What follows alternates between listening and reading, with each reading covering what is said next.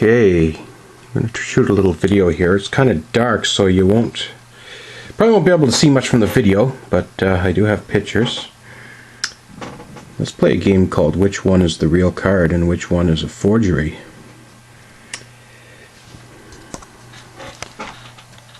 I bought a card on eBay. I don't think the seller even realized it was fake, because it is very, very, very closely, but as you we'll zoom in here. Hard to tell, but the lettering is the main giveaway is the size of the card. The fake card is about 2 to 3% smaller in all aspects. Length, width, even thickness of the wording. There's the real card, Mario Lemieux, and there's a fake one.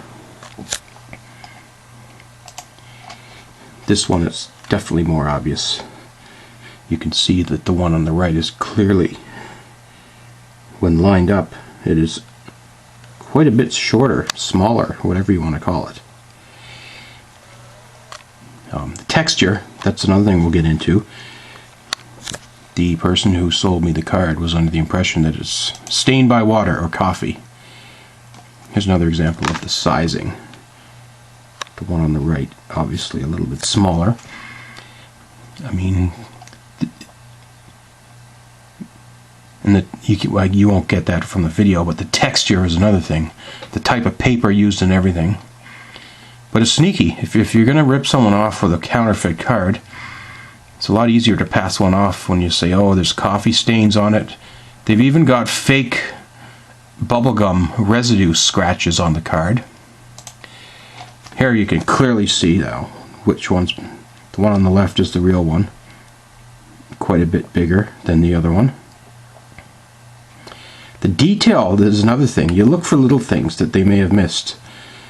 And that's where this fake card is good. Like, let's zoom in on the real, well, too much.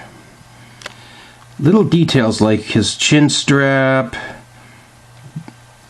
the lettering and the symbols of his gloves, Cooper,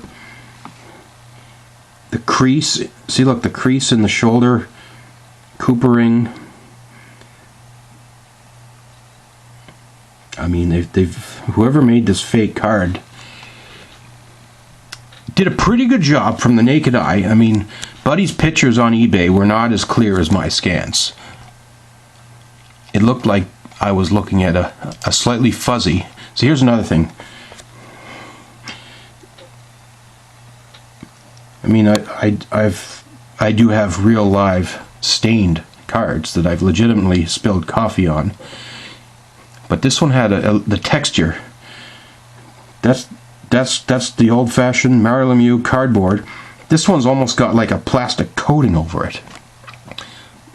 Not to mention the dye, but very sneaky that this stuff's out there.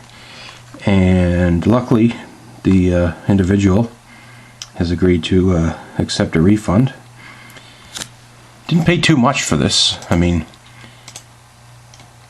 here's my real one, and on it's obviously not in very good shape. It's got soft corners. It's got this crease. A brand new Mario Lemieux rookie out of the pack, in mint condition from 1985. Probably fetch you $400 to $500, maybe even $1,000. The one I bought here on the left, I believe I paid $50 for, because it has blemishes. It's got the scratch and so forth. The one on the right went for, I believe, $42. But hopefully Buddy will give me the refund, so I won't have to publicly out him. But yeah, be very careful, folks, if you're going to buy sports cards, especially online. That's one of the bad things about buying cards online, is you don't actually get to see the card and inspect it.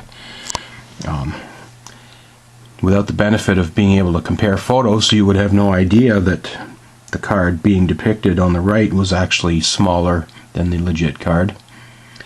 But the good news is there are card authenticating industry, what do you call them? Trade industry experts. There are companies now. I mean, I just got back into the cards 30 years ago. It didn't really exist. Now you got companies. We all probably remember Beckett because they put out the price guide.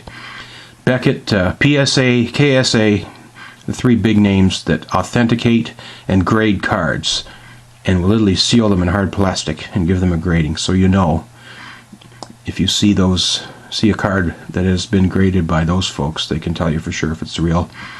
Lemieux Rookie, one of the more recent cards to come under the forgeries. Of course, the Gretzky Rookie has been faked.